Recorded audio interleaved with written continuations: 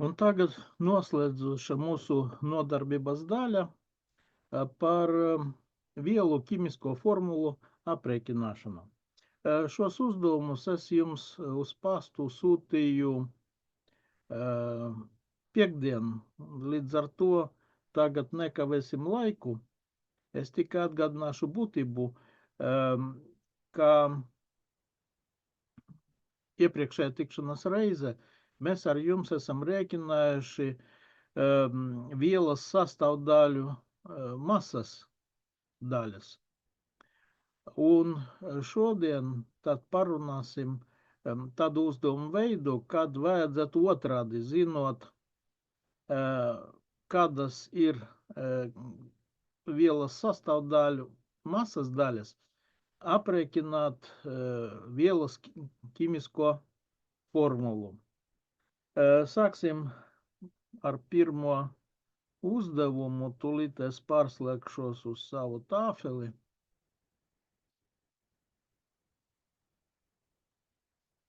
Tātad, kas ir dots? Mēs zinām, ka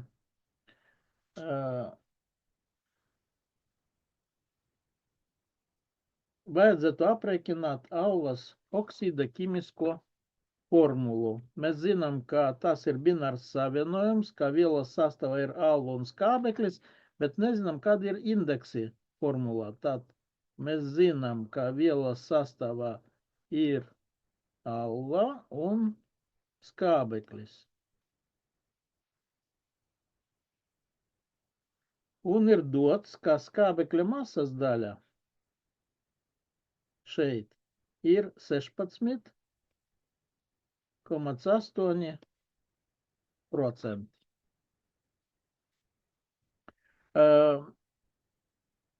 Šāda aprēķina pamatā vienmēr ir formula, kas saista masu un vielas daudzumu, jo indeksu attiecība atbilst vielu daudzumu attiecībai.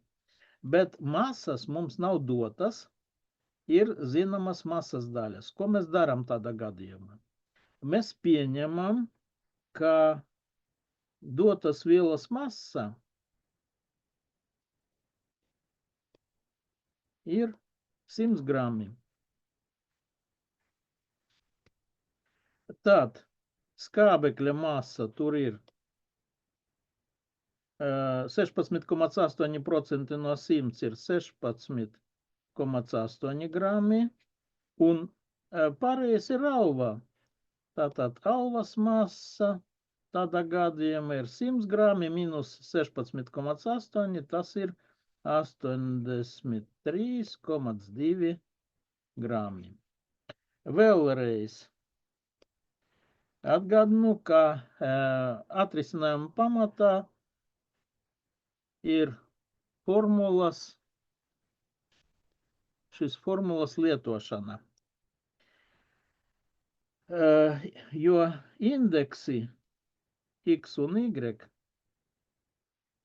attiecas savā starpā, kā elementu daudzumi, kā alvas daudzums attiecas pret skābekļa daudzumu.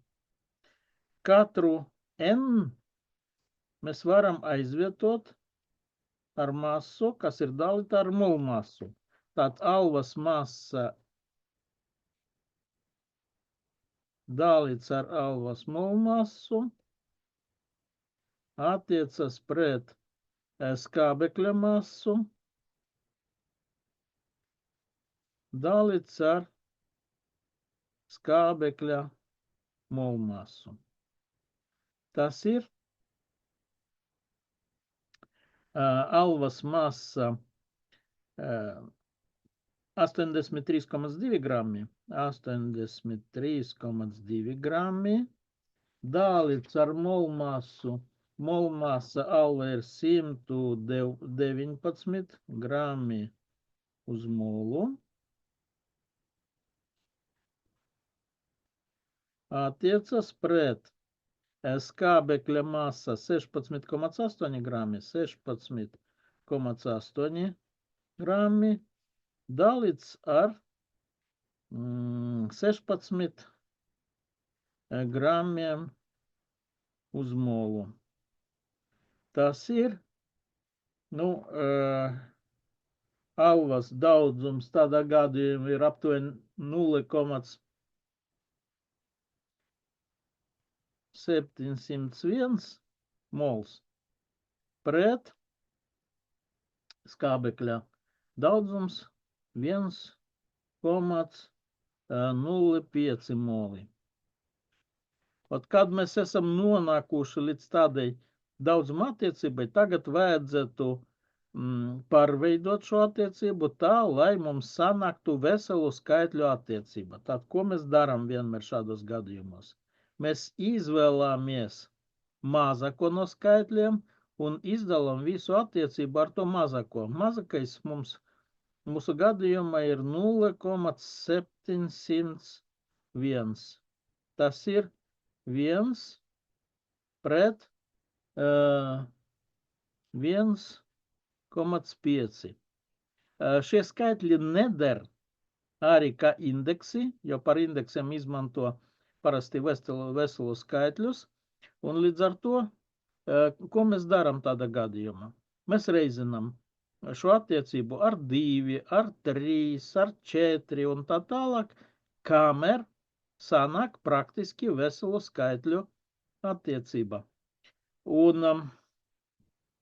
mūsu gadījumā pietiek sareizināt to attiecību ar 2, tas ir 2 pret 3. 2 pret 3.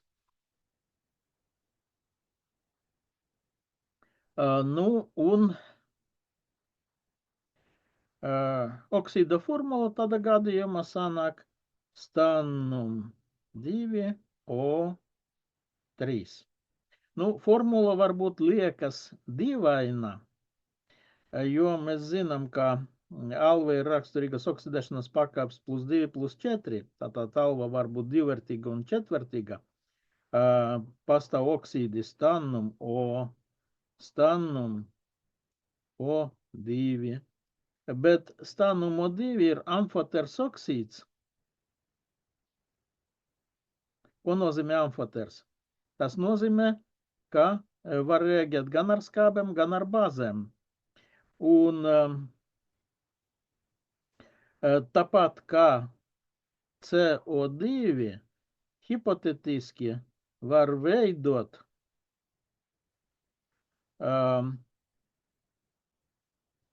tāpat kā ogliskāba gāze veido H2CO3, tad alvas 4 oksīds teoretiski varētu veidot skābi ar formulu H2 stannum O3. Un šis skābes alvas sāls formula būtu stannum un skābes atlikuma formula stannum O3. Tad kopā sanāk stannum 2O3. Tas ir tas rezultāts, ko mēs ar jums esam ieguvuši. Otro formulu mēs ar jums šeit neapspriedīsim.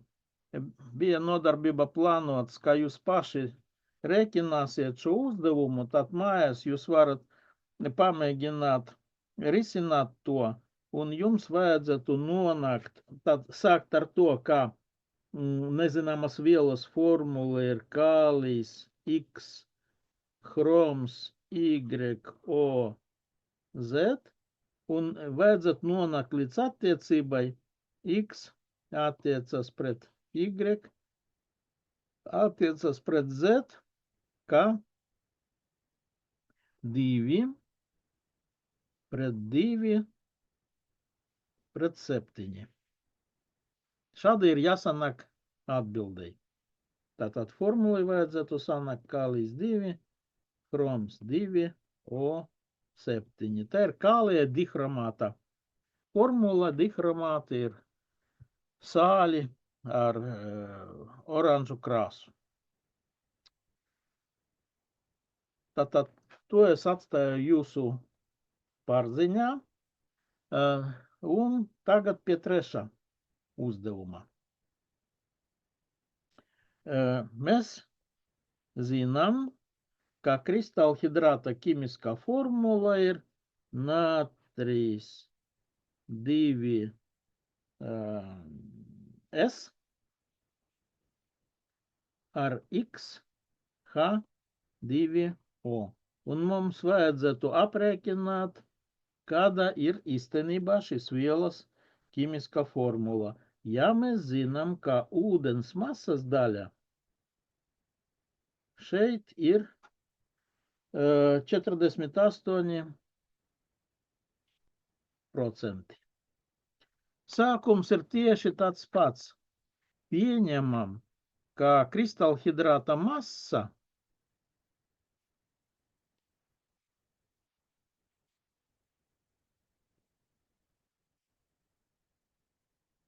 ir 100 grami. Tad ūdens masa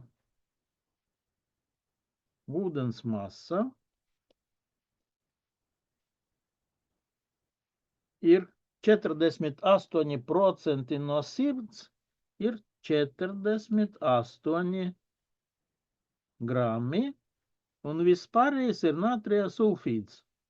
Masa natrijs 2S ir 100 minus 48 ir 52,0 grami. Un tālāk. Natrija sulfīda daudzums N natrijs 2S attiecas pret ūdens daudzumu, pret NH2O, kā atkal katras vielas daudzumu aizvietojam ar šīs vielas masu, kas ir dalīta ar molu masu. Masa natrijs 2S dalīts ar molu masu natrijs 2S attiecas pret masu H2O dalīts ar molu masu H2O. Tas ir masa natrija sulfīda 52 grami, dalīts ar molu masa natrija sulfīda 78 grami uz molu, attiecas pret ūdens masa 48 grami, dalīts ar 18 gramiem uz molu. Tas ir. Ja izdalam sanāk 0,666 pret 2,667. Tālāk rīkojamies tāpat, kā esam to darījuši iepriekšējā reizē. Izvēlamies mazāko no šiem skaitļiem un izdalam visu attiecību ar šo skaitli. Dalam visu attiecību ar 0,666. Un sanāk 1 pret 4. 1 pret 4. Tas nozīmē, ka kristālhidrāta ķimiskā formula ir natrijs 2S ar 4H2O. Un kristālhidrāta nosaukums pēc JUPAK ir natrija sulfīda tetrahidrāts tetra 4, natrija sulfīda tetrahidrāts 3 vārdi. Natrija sulfīda, trešais vārds tetrahidrāts. Formula, ko mēs izmantojam atkal, tā universāla formula, daudzums ir vienāds ar masu, kas ir dalīta ar molu masu, deres mums arī risinot ceturto uzdevumu. Kaut ceturtais uzdevums liekas nav līdzīgs iepriekšējam uzdevumam, bet tikai tas ir ārēji. 10.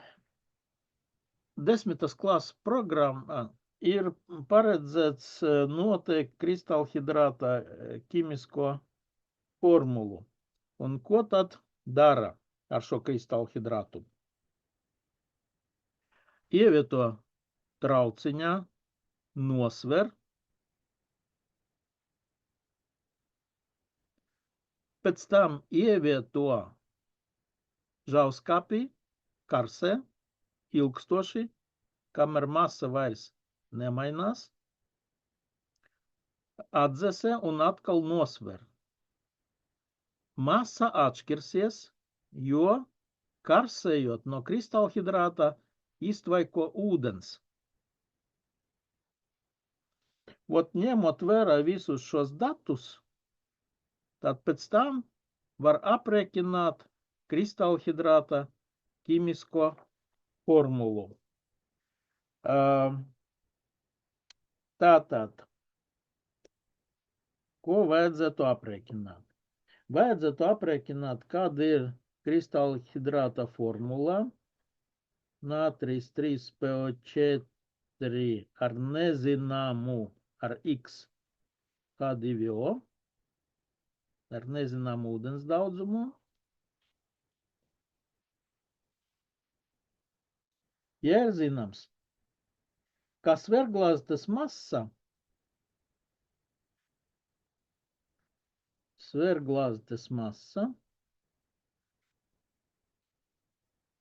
ir 16,238 grami. Kā sverglāzes masa kopā ar kristālhidrātu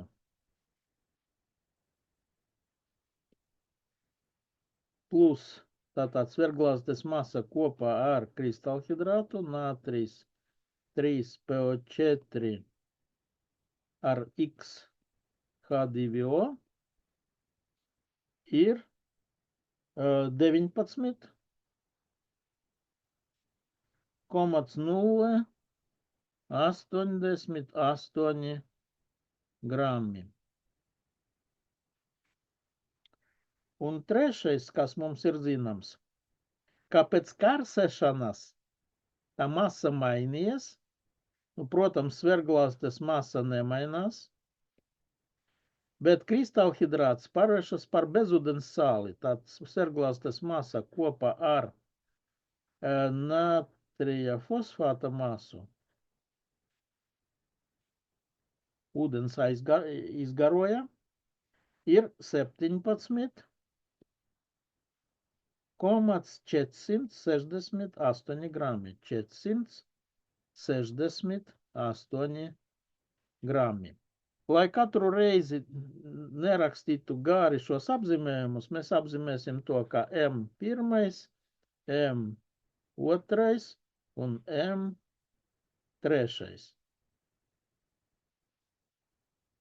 M1, M2 un M3. Trešais man nesanāca smuki. Tūlīt palabošu. M3. Līdz galam mēs šo uzdevumu tūlīt nerekināsim, jūs paši to izdarīsiet. Tikai iztirzāsim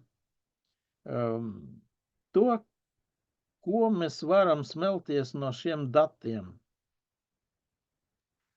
Pirmajām kārtām.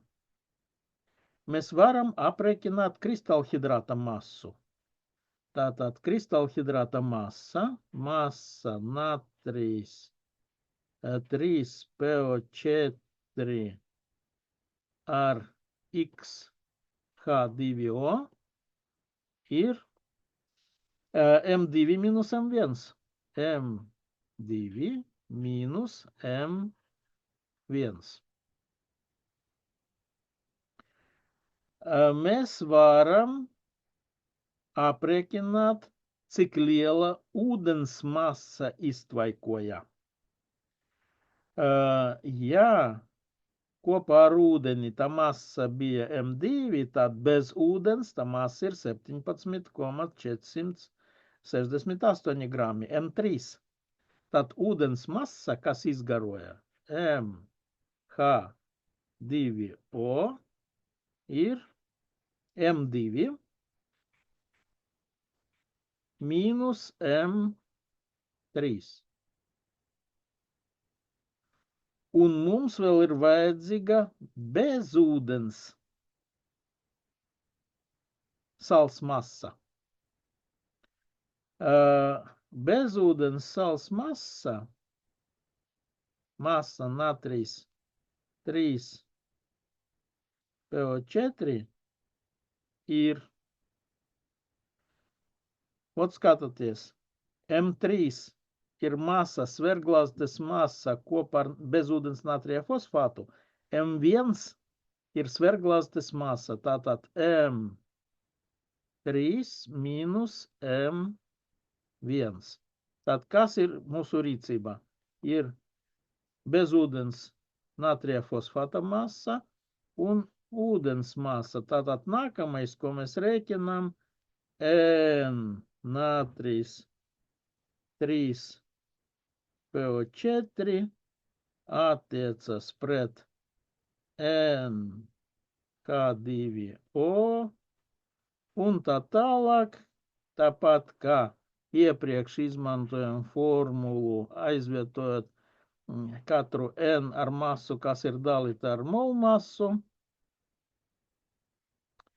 Tātad to jūs rēķināsiet paši. Nu, un pēc tam nākamajā tikšanās reize izstāstīsiet, kāds rezultāts jums ir sanācis. Nu, tātad par to man šodien ir viss. Vēlu jums veiksmi!